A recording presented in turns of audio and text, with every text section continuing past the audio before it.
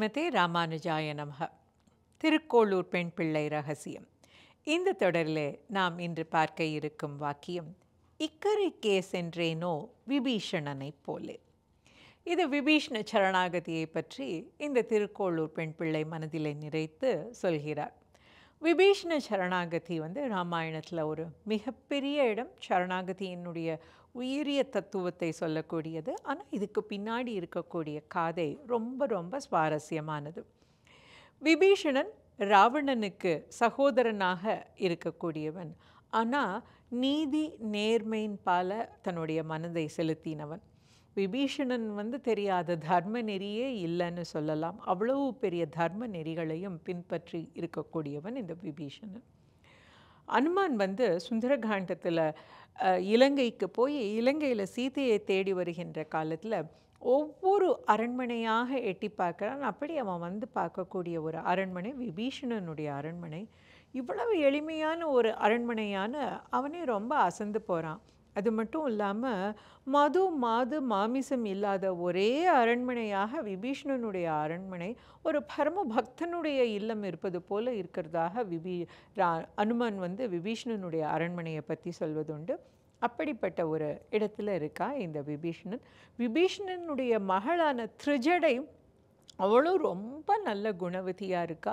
அந்த திரிஜடையினுடைய துணையினால தான் சீதாதேவி அசோகவனத்தில் தன்னுடைய உயிரை தாங்கி இருக்கிறாள். அப்படிப்பட்ட ஒரு உயரிய குணமுடையவன் இந்த விபீஷணன். இந்த விபீஷணனால தான் ஆண்டாள் நாச்சியார் கூட சொல்லுவா, பொல்லா அரக்கனை கிள்ளி களைந்தானே கீர்த்திமை பாடி போய் அப்படின்னு. அந்த பொல்லா அரக்கன் அப்படின்னு அவள் சொல்லக்கூடியது ராவணனை. அரக்கன் ராவணன் அப்படியே சொல்லியிருக்கலாம். அவள் ஏன் பொல்லா அரக்கன் அப்படின்னு சொன்னான்னா, அதே இலங்கையில் ஒரு நல்ல அரக்கனும் இருந்ததுனால அந்த நல்ல அரக்கனையும் பொல்லா அரக்கனையும் வேறுபடுத்தி காட்டணும்னு அவள் அப்படி சொல்லறா. அந்த நல்ல அரக்கன் தான் இந்த விபீஷணன். இந்த விபீஷணனுடைய நல்ல குணத்தை நம்ம முதலாக பார்க்குறது எங்கே அப்படின்னா, அசோகவனத்துக்கு சீதையை சந்தித்து கனையாழியை கொடுத்து அவளிடமிருந்து சூடாமணியை வாங்கின்ற அனுமான் தான் வந்த காரியம் இப்போ நிறைவேறணும். தான் தூது வந்திருக்கிறோம் இல்லையா, அந்த வந்தது ராவணனுக்கு தெரியணும், ராவணனை சந்திக்கணும் அப்படிங்கிறதுக்காக அசோகவனத்தையே அழிக்கிறான். அங்கே உள்ள மரங்களெல்லாம் பேத்து அடித்து நொறுக்கி அங்கே இருக்கக்கூடிய காவலர்களெல்லாம் துன்புறுத்தி எல்லாம் பண்ணின உடனே இந்த தகவல் அரண்மனைக்கு வருது. கேள்விப்பட்ட உடனே அக்ஷயகுமரனான ராவணனுடைய மகன் அவன் தன்னுடைய ரதத்தை எடுத்து, என்ன ஒரு குரங்கா, சிறு குரங்கா நம்முடைய ஊரை அழிப்பது, இந்தோ வரேன்னு அக்ககுமரன் போகிறான். அக்ககுமரன் அப்படி போய் ஹனுமனை சந்திக்கிறான். அவன் போர் தொடுக்கிறதுக்கு ஆரம்பிக்கிறதுக்குள்ளவே ஹனுமன் தன்னுடைய கை ஓங்கி அக்ககுமரனை எதிர்த்து அழித்து அவனை அங்கே இருக்கிற சேற்றோடு குழம்பாக கரைச்சி தேய்ச்சிடுறான். அந்த அளவுக்கு அவனை அப்படியே தரையோடு தரையாக தேய்த்து விடுகிறான் அனுமன். இதை கேள்விப்படுறான். இதை கேள்விப்பட்டதும் இந்திரஜித், தேய்ந்தது அக்ககுமரனா, தேய்ந்தது இலங்கையின் மாண்பு, அரக்கர் மாண்பன்றோ தேய்ந்தது அப்படின்னு. தரையில் மண்ணோட மண்ணாக தேய்ஞ்சு போனது என்னுடைய அக்ககுமரனா, என்னோட தம்பி இல்லை, இதை இலங்கை அரக்கர்களுடைய மாண்பே தேய்ஞ்சு போச்சு அப்படின்ட்டு இந்திரஜித் போர் தொடுத்து வரான். இதுதான் சரியான தருணம்னு அந்த பிரம்மாஸ்திரத்துக்கு அனுமன் கட்டுப்பட்டு நேராக அரண்மனைக்கு வரான்.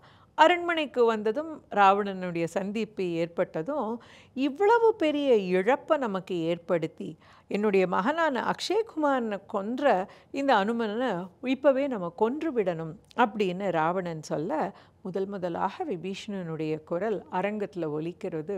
மாதரை கொல்லுவதும் தூதுவரை கொல்லுவதும் தவறு அப்படின்னு விபீஷணன் அந்த இடத்துல சொல்லறான். இது தர்ம நெறிப்படி பார்த்தா இது சரியான விஷயம் இல்லை. வந்தது குரங்கா கூட இருக்கலாம், அதனால் அவன் வந்திருக்கிறது தூதாக வந்த ஒருவரை கொல்வது அரச நெறி இல்லை, இது தர்மம் இல்லை, செய்யக்கூடாதுன்னு சொல்லி முதலாக நியாயத்தின் பக்கம் தன்னுடைய குரலை எழுப்புறான். அப்போ சரி, நம்ம ஒரு சிறிய தண்டனை கொடுத்து விடுவோம் அப்படின்னு தான் வாளுக்கு தீய கொளுத்துன்னு சொல்லி அந்த விஷயம் நடக்கிறது. இந்த வைக்கப்பட்ட தீயை வைத்துக்கொண்டு அனுமன் இலங்கையே எரித்து விடுகிறான். எரித்து முடித்து வாளை அணைத்து கொண்டு அவன் திரும்பி வந்துடுறான். இந்த இலங்கை எரிந்ததுக்கு பிறகாக ராவணன் ஒரு அரசவையை கூட்டி ஒரு மந்திரிகளோட ஒரு கூட்டம் நடத்துகிறான். இந்த கூடியிருந்த மந்திரிகள் எல்லாருமே சேர்ந்து ராவணன் கிட்ட ஆஹா ஓஹோ என்றெலாம் அவனை வந்து புகழ்ந்து சொல்கிறாங்க. நம்ம குரங்குக்கு நல்ல பாடம் புகட்டிட்டோம், குரங்கு பயந்து போயிருக்கோம் எல்லாம் சொல்லி நாம் அந்த எரிந்த ஊரையும் வந்து திருப்பி நிர்மாணிக்கிறார்கள். அரக்கர்கள் இல்லையா, அப்படி நினச்ச உடனே கடகடான்னு அதை நிர்மாணித்து எல்லாம் நடக்குது. ஆனால் இந்த மந்திரி கூட்டத்தில் எல்லாருமே ராவணனை புகழ்ந்து பேச விபீஷணன் அவனுடைய வாய்ப்புக்காக காத்திருக்கான். அவன் எழுந்ததும் சொல்கிறான், அண்ணா இது எதுவுமே சரியில்லை. ஒரு குரங்கா இலங்கைக்கு தீ வச்சதுன்னு நீ நினைக்கிற? இல்லவே இல்லை. இந்த தீ ஆனது கற்பக்கரசியான ஜானகி வைத்த தீ. இது நீ சிறை வைத்திருக்கிறியே அவ வச்ச தீ அப்படின்னு சொல்லுவேன். இதை நம்ம ரொம்ப அழகாக இப்படி ரசிக்கலாம். முன்னை இட்ட தீ முப்புறத்திலே பின்னை இட்ட தீ தென்னிலங்கையிலேன்னு.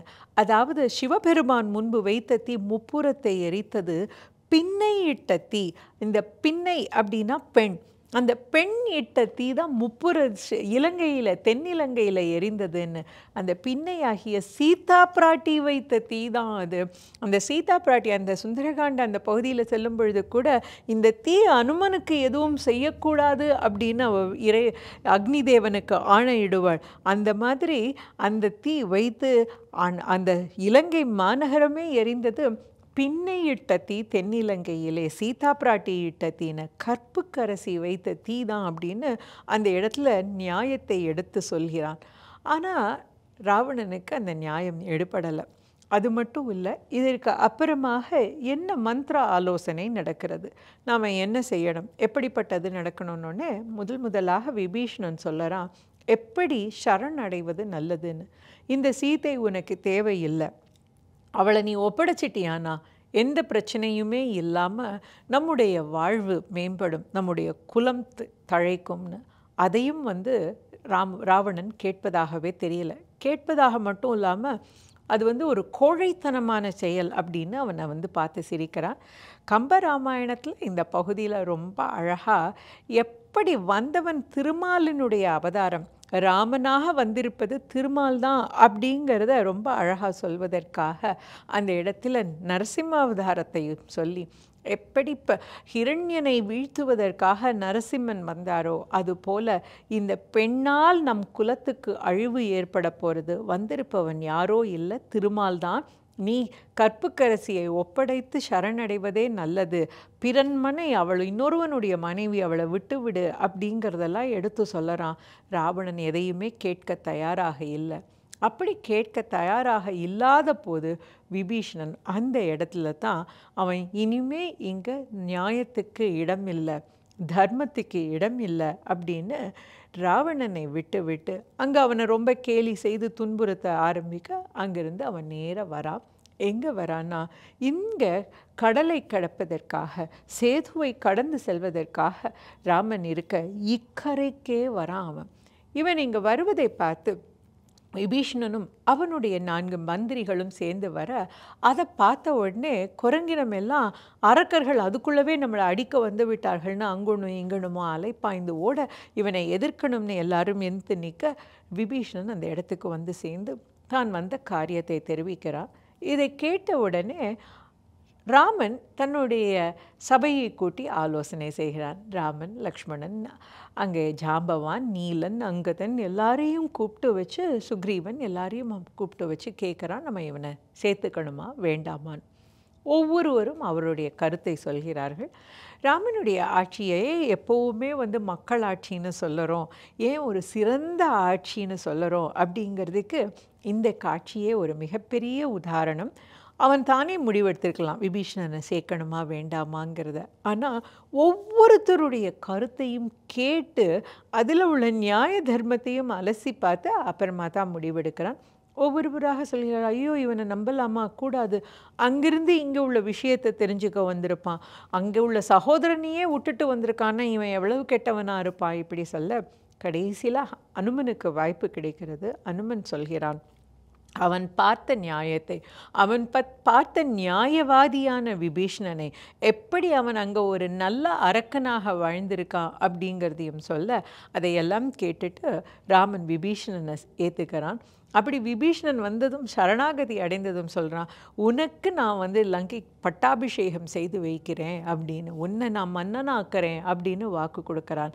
எப்படியும் போர் நடக்க போகிறது, ராவணனை வதம் செய்ய போகிறோம், அதற்கப்புறமா விபீஷ்ணன் ராஜாவாக போகிறான் அப்படின்னு. அப்போது ஒரு அருமையான ஒரு தகவல் லக்ஷ்மணன் கேட்பா, ஒருவேளை ராவணனும் வந்து சரணாயிட்டானா நம்ம என்ன பண்ணுறதுன்னா, நீ வாக்கு கொடுத்துருக்கிய விபீஷ்ணனை மன்னனாக்குறேன்னு. அப்போ அதுக்கு ராமன் சொல்வானா, அப்படி ஒருவேளை ராவணன் சரணடைந்து அவனே அங்கே ராஜாவாக தொடர்ந்தா நம்ம விபீஷ்ணனை அயோத்திக்கு மன்னனாக்கிடுவோம், அயோத்தி மக்கள் எல்லாரும் ரொம்ப நல்லவர்கள், இவனை ஏற்றுப்பார்கள். அப்படி இருக்க விபீஷணன் வந்து சரணடைகிறான். விபீஷணனுடைய துணை கொண்டு பல்வேறு விஷயங்கள், அதாவது அரக்கர்களுடைய மாய வேலைகள் நிறைய விஷயங்களை தெரிஞ்சுண்டு அதை ராவணனுடைய யுத்தத்துக்கு ஒரு மிகப்பெரிய பக்க பலமாக விபீஷணன் ராமனுடைய காரியத்தில் இருந்தான். அதுவே ராமன் அந்த போரில் வெற்றி பெறதுக்கு ரொம்ப பெரிய ஒரு உறுதுணையாக இருந்தது. அந்த இடத்துல தான் கம்பன் ரொம்ப அழகாக எப்படி விபீஷணனை தன்னோட சேர்த்துண்டான் அப்படிங்கிறத சொல்வான்.